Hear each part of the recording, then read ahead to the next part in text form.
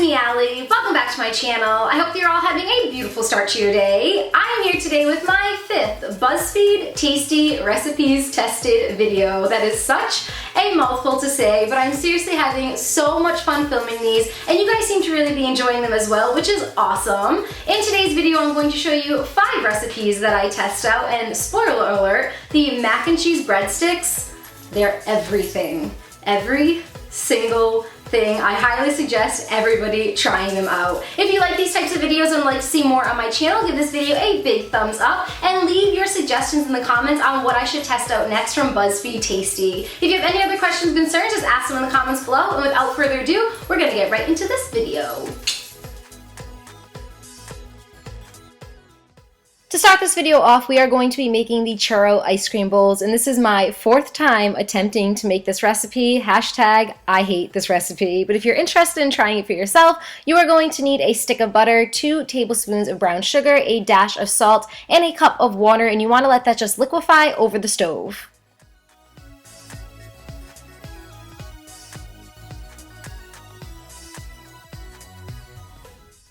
Once your butter, brown sugar, salt, and water have liquefied over medium heat, you want to add in 1 cup of flour, and you want to use some serious elbow grease in this, and you want to mix it together until you form the churro batter.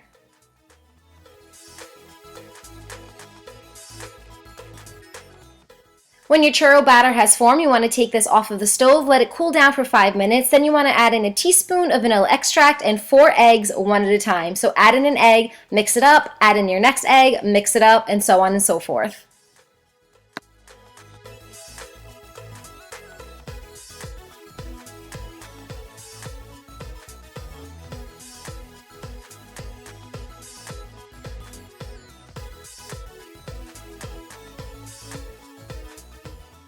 Next, you want to take your batter and place it into a piping bag. This is optional. You can use like a Ziploc bag, but I would highly recommend using a piping bag because it's a lot thicker.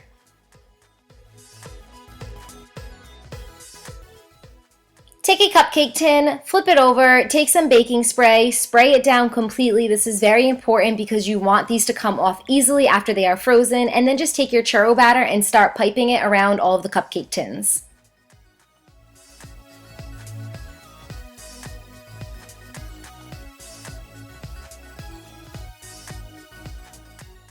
Once frozen solid, you want to pop these off of the cupcake tins, and I just use a spoon to help me, and they did pop off relatively easy.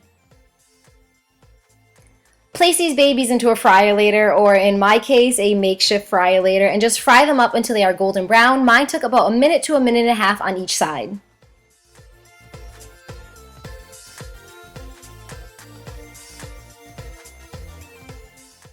Immediately after draining the excess oil on some paper towel, throw some cinnamon sugar all over these churro bowls. I just use my hands to sprinkle it on so it will get into all the cracks and the crevices.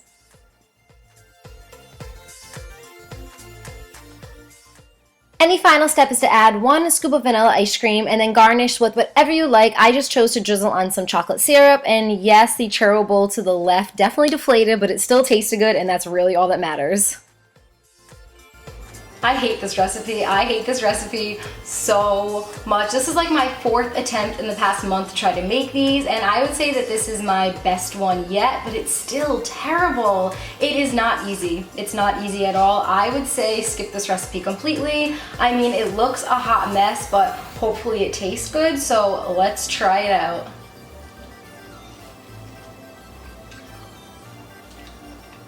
I mean, it tastes good. It definitely tastes good. The churro is really good, actually. And the ice cream is really nice on top of the churro, but not worth it. So not worth it at all.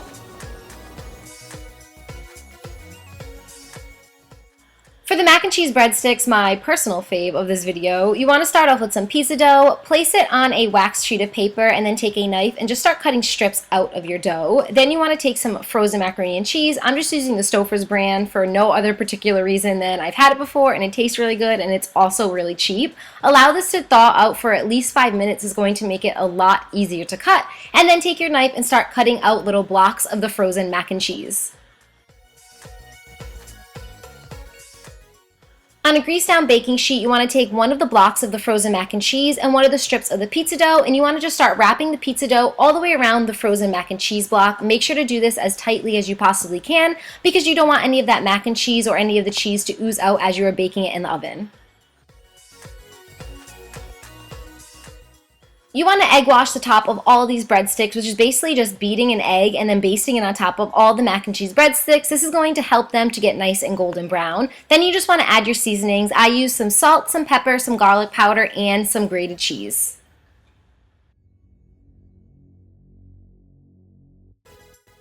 Once you're satisfied with your mac and cheese breadsticks, throw these in the oven at 350 degrees until golden brown. Mine took about 20 minutes, and this is what they look like when they came out. Here is the cheese test. Let's break it open, and yes, it looks fantastic.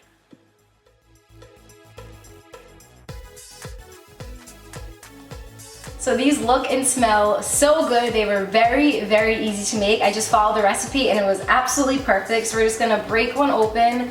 Look at all of that macaroni and cheese goodness. I'm gonna do a little close-up for you. Oh, it's so beautiful.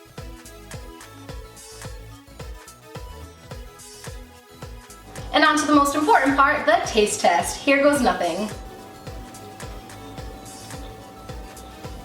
It's so hot.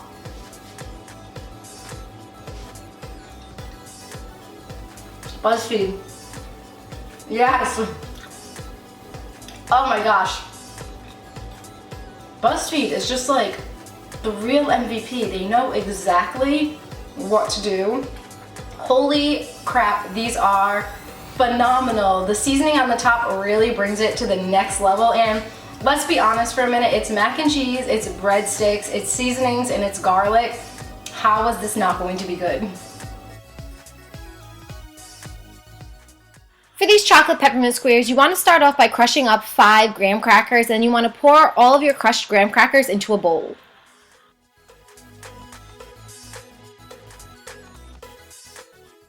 To make the graham cracker crust, you want to add in 2 to 3 tablespoons of melted butter, depending on your preference. I used 3 tablespoons of melted butter, and you want to mix it all up, and then you want to place it into a hollow baking tin.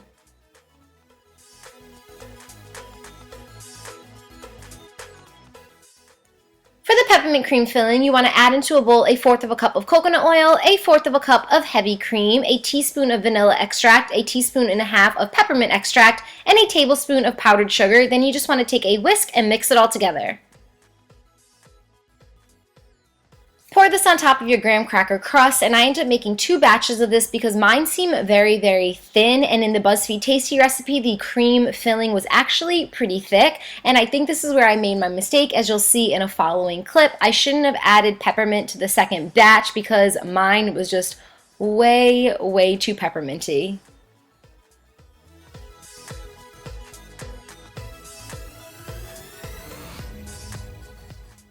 Place this in the freezer until it is completely solid. Mine took about a ½ hour, and then while it is freezing, you can start off with your chocolate topping, which is just dark chocolate chips and 2 tablespoons of coconut oil. Place this in the microwave and mix it together until the chocolate is smooth. Once your peppermint square or rectangle, depending on what kind of a tin you use, is completely frozen, you want to take it out of the freezer, take it out of the tin, and then just start cutting them up into little mini rectangles or squares. Then you want to take your chocolate topping and just pour it all over the top and kind of spread it out until it's nice and even.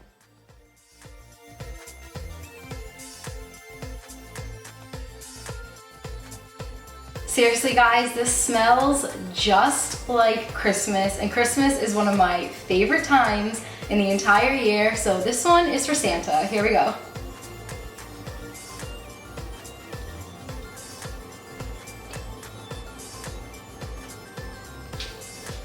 Oh.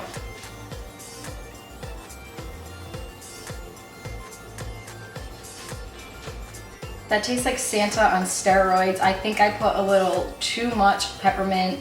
That's not good. I mean, the graham cracker crust and the chocolate ganache topping is really, really good. It's not technically ganache, but it reminds me of ganache, but oh my God, way, way too much peppermint. I definitely messed that one up. Moving Moving along, next I tested out the eggplant roll-ups, and all you have to do for this is get an eggplant, cut the bottom of it so you can lay it flat, and then cut really thin slices of the eggplant and place it onto a baking sheet. Sprinkle some salt over all the eggplant slices and allow this to sit out for about 20 minutes. Take a piece of paper towel and soak up all of the excess water that should be on all of your eggplant slices.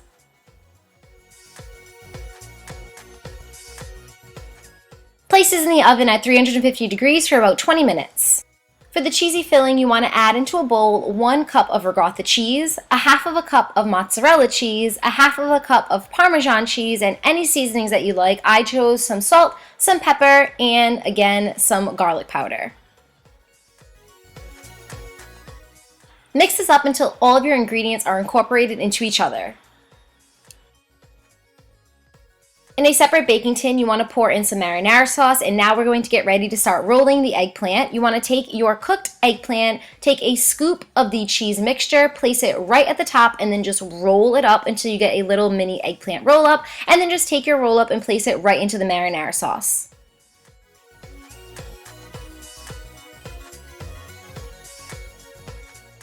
Pour the rest of the marinara sauce all over your eggplant roll-ups, and finally finish by sprinkling some grated cheese all over before you place it in the oven.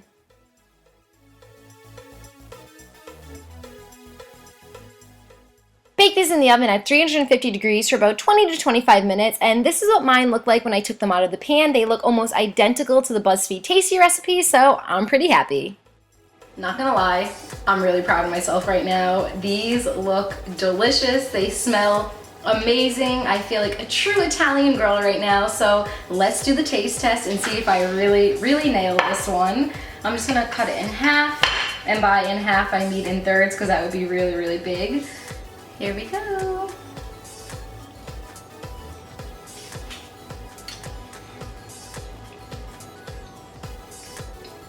I'm so proud of myself right now. Oh my god. I'm gonna make these at my next Sunday dinner when I have my family over. These are so good. They were really easy to make, and it tastes exactly like eggplant parm, which is one of my favorite meals in the entire world. And the final recipe that I tested out in this video were these macchiato macaroons. For this recipe, you're going to need to crack open 3 eggs and separate the egg yolk from the egg whites. You're only going to need the egg whites for this recipe. Pour all of your egg whites into a stand-up mixer. If you don't have a stand-up mixer, a hand mixer will work just fine. You want to start beating the eggs on high, and as you are beating the eggs, you want to pour in half a cup of sugar gradually.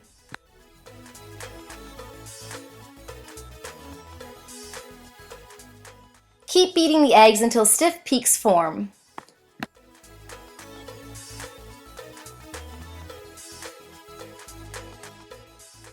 In a separate bowl, you want to sift through 1 3/4 cup of powdered sugar, 1 cup of super fine almond flour, as well as your espresso powder. You should be using about a tablespoon of espresso powder, and I substituted the espresso powder for chai tea powder because I don't like espresso and I love chai tea.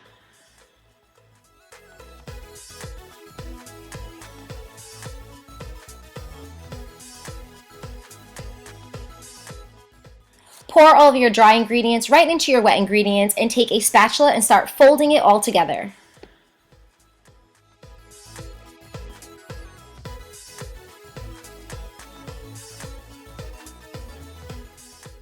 Pipe your macaroon batter onto a silicone baking mat and try to make these as even as possible in size and in shape.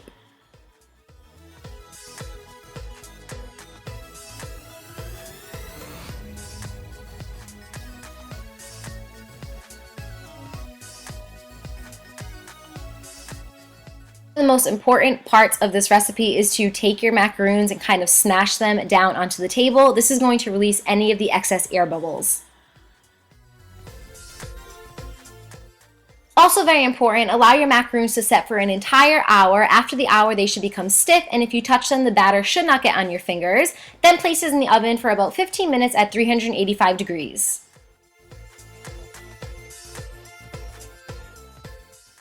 The final step is to sandwich your macaroons together. This is what mine looked like when I took them off of the silicone baking sheet, and I just added some chocolate frosting in the middle because I love the way chocolate tastes with chai tea. And this is optional, but I drizzled some dark chocolate on the top just for a little bit of aesthetics.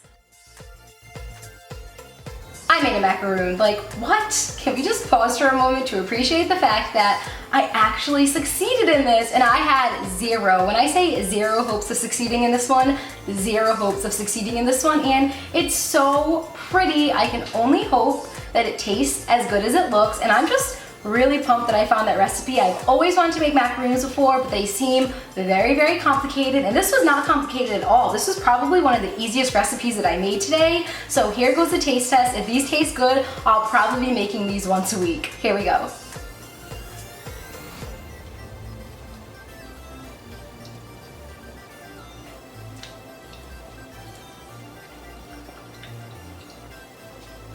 Yes, so good.